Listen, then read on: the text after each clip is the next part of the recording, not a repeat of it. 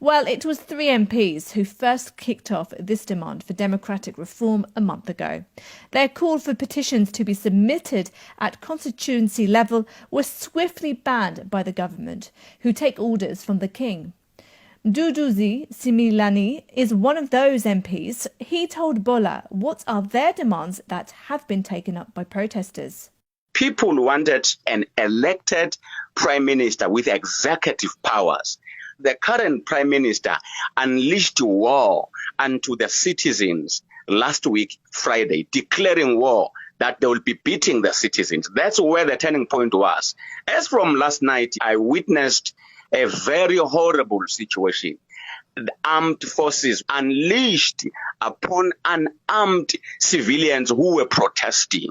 Yes, of course, people have burnt trucks, people have burnt buses, people have burnt supermarkets. It is all under the name of protest. The government has failed to listen to them. That's the major problem. As I speak now, Eswatini is becoming a ghost country. There is fire everywhere. Everything is burning as we speak now. And this is what we've been hearing, and people have been seeing pictures of these burning places, ATMs, government buses, other things.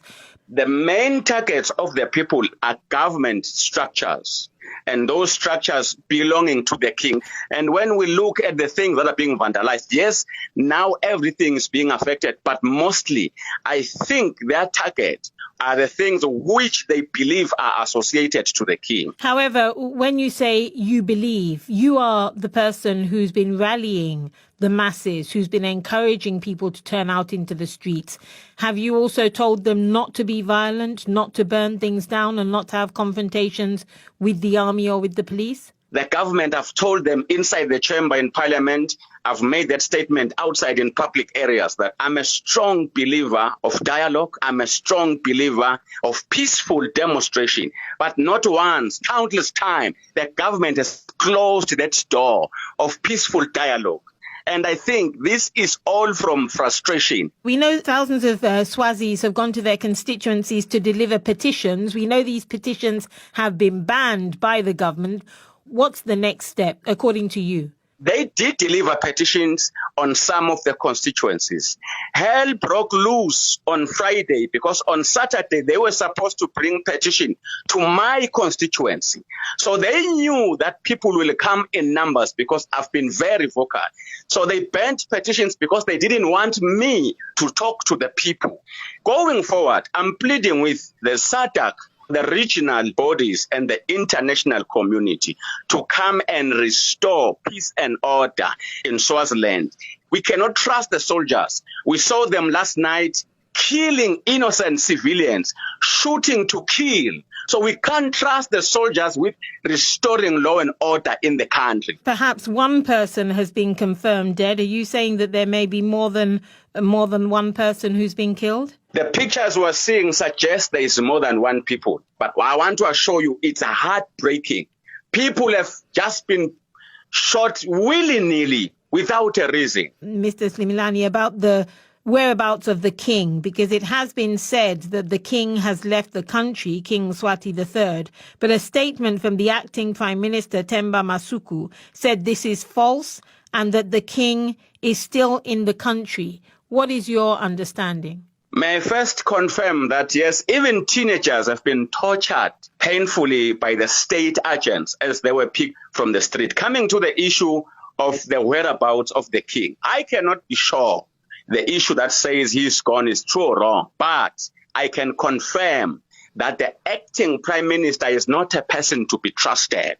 Now and again, he's spreading propaganda instead of tackling the real issues on the ground, even at times when it involves people's lives. However, Mr. Similani, if you say you do not trust the acting prime minister, who we have to remember is an appointee of the king, if you're calling for dialogue, who are you going to dialogue with? Is it not with an appointee of the king, if not the king himself, that you have to talk to? The regional bodies like SADC, they can help us better to establish dialogue in Swaziland. I really do not have faith either in the current government led by the acting prime minister and everybody, because even the king has been silent for all these days, though he sees people are dying and being hurt on the streets. That's why I'm saying from now, no, I cannot trust a dialogue led by either of them now. The authorities clearly know where you are. Are you not fearful for your own safety that you could be picked up? I'm currently in our country, Eswatini. I'm expecting anything from now.